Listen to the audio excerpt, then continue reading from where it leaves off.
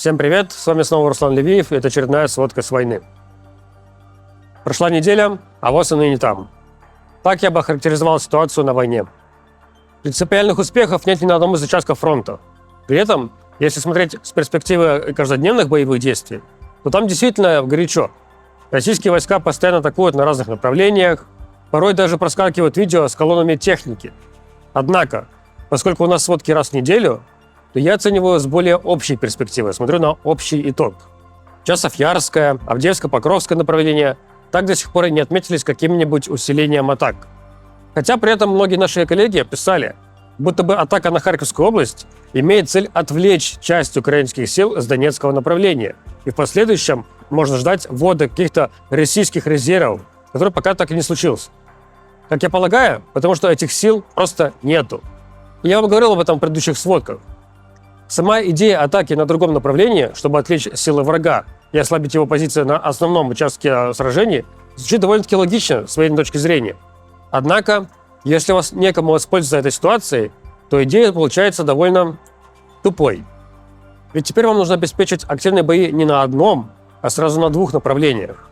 А это солдаты, это техника, логистика подвоза обеспечения. Похожие мысли в своем анализе ситуации высказывал украинский обозреватель Константин Машовец.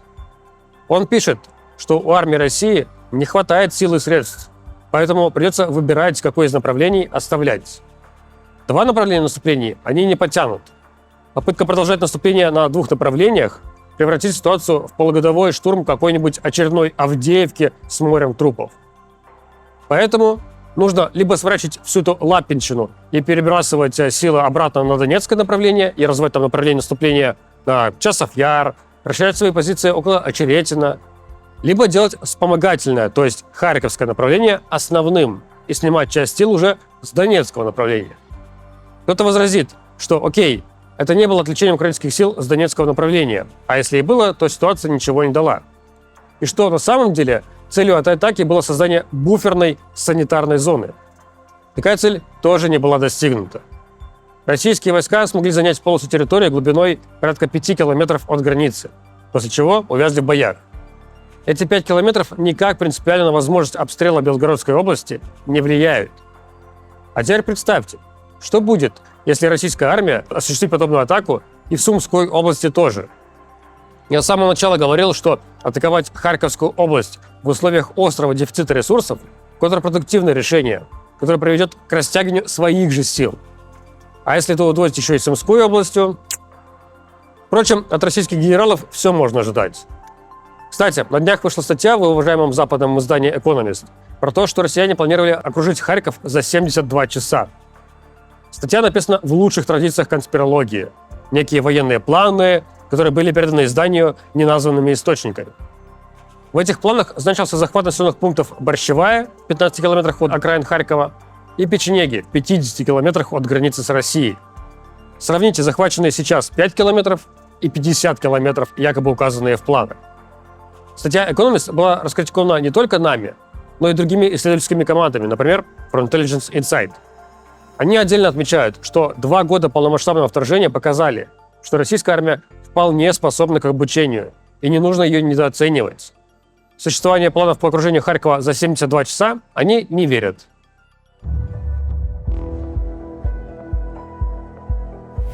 Продолжается дискуссия о том, что нужно дать Украине разрешение бить западным оружием по объектам на территории России. На мой взгляд, одним из красноречивых аргументов, почему такое разрешение нужно дать, является подсчеты исследователя, действующего в Твиттере под никнеймом NalCO. Обычно в боевых действиях наступающая сторона несет значительно большие потери, чем обороняющаяся. Но в ситуации с атакой на Харьковскую область итог пока что противоположен. На начало этой недели визуально была подтверждена потеря России 11 единиц техники, а Украины 22 единиц техники. Если бы Украина могла применять высокоточное оружие по объектам на территории России, такое как реактивные снаряды GMLRS от Хаймерса или ракеты Атакамс, то результат по потерям мог бы быть совершенно противоположным. При этом, в конечном счете, восполнять все эти потери украинской армии придется за счет той самой стороны, которая и накладывает ограничения на применение западного оружия. На прошлой сводке я уже говорил, что когда надо обстрелять Белгород, то на такие ограничения закрывают глаза. Но тогда речь шла о применении снарядов от реактивных систем залпового огня, которые не являются высокоточным оружием. Похоже, что украинской стороне удалось создать волну давления на администрацию Байдена. И поэтому на этой неделе мы увидели заявления бывших американских чиновников, таких как Виктория Нуланд, действующих конгрессменов, таких как Майк Тернер и Джим Хаймс, о необходимости дать разрешение использовать западное оружие по объектам на территории России. Интересно, что когда на брифинге министра обороны США Ллойда Остина журналисты спросили его, может ли Украина использовать западное ПВО, чтобы сбивать российские бомбардировщики в воздухе на территории России, когда те атакуют Харьков, Остин ответил очень аккуратно. Он сказал следующее. Мы ожидаем, что Украина продолжит использовать предоставленное нами оружие по целям на территории Украины. То есть такая фраза звучит скорее как пожелание, нежели строгое требование.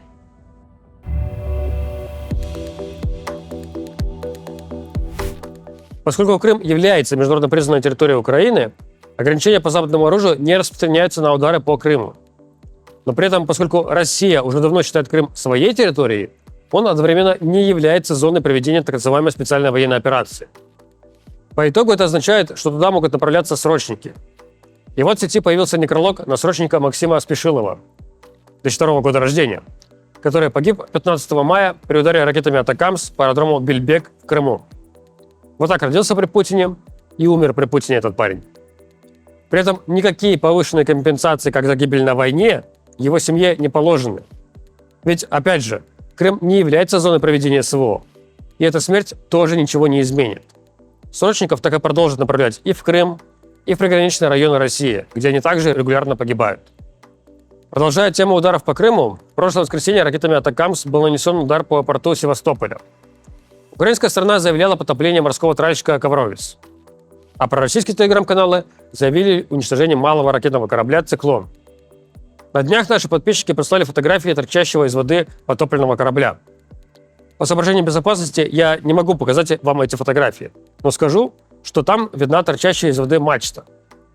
Взяв справочные фотографии тральщика «Ковровец» и малого ракетного корабля «Циклон», мы сравнили их мачты и пришли к выводу, что действительно был потоплен именно малый ракетный корабль «Циклон».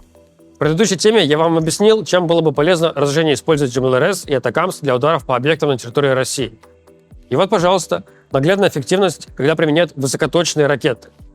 Более того, в последнее время складывается положительная тенденция, что каждые 2-3 дня мы видим результаты прилета «Атакамс» по какому-нибудь объекту. Например, в среду был нанесен удар по аэродрому Моспино к юго-востоку от Донецка. В результате подтверждено уничтожение нескольких машин комплекса противовоздушной обороны С-400, в том числе РЛСки и нескольких пусковых установок. В пятницу к юго-востоку от этого самого Моспино, в районе населенного пункта Клиновка, снова ударили по машинам комплекса С-400. И опять мы видим их вторичную детонацию и уничтожение.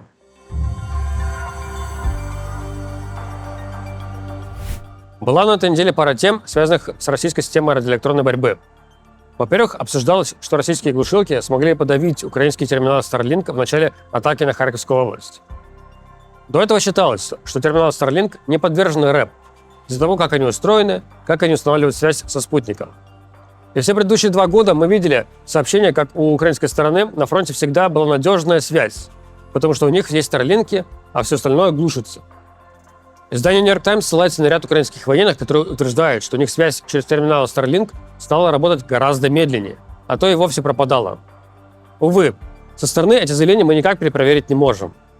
Да и солдату на земле непонятно, как отличить ситуацию, когда ему Starlink просто глушит, от ситуации какой-нибудь там поломки или неисправности терминала. Поэтому пока что к этим заявлениям надо относиться с осторожностью. Предполагается, что Россия противодействует Starlink'у не с помощью какого-нибудь противоспутникового оружия из космоса, а с помощью GPS-глушилок. Для работы с терминалом Starlink нужно правильно понимать свои координаты. Вроде как, если осуществлять спуфинг, то есть подделку сигнала GPS, то терминал не сможет работать. В целом, про российские электронные возможности много говорят последние месяцы, особенно в контексте эффективности западного оружия. Россия много лет вкладывала деньги и ресурсы в производство широкой номенклатуры средств радиоэлектронной борьбы. Это привело к тому, что вооруженные силы России могут эффективно противодействовать таким высокоточным боеприпасам, как Excalibur, и потому мы их давно не видели, GLSDB, от которых достаточно быстро отказались, и планирующих авиабомб JDAM. Сейчас на Западе думают о том, как модифицировать такие боеприпасы, чтобы противодействовать российскому РЭП. Одна из идей заключается в том, чтобы дооборудовать авиабомбы JDAM комплексом, который превращает эти авиабомбы противорадиолокационный снаряд. То есть, как только такая высокоточная авиабомба попадает в зону действия глушилки, она меняет направление и летит в сторону источника сигнала, глушащего ее. Однако, Пентагон говорит, что первые опытные экземпляры таких комплексов появятся не раньше октября 2025 года. Аналогичная гонка технологий продолжается вокруг дронов.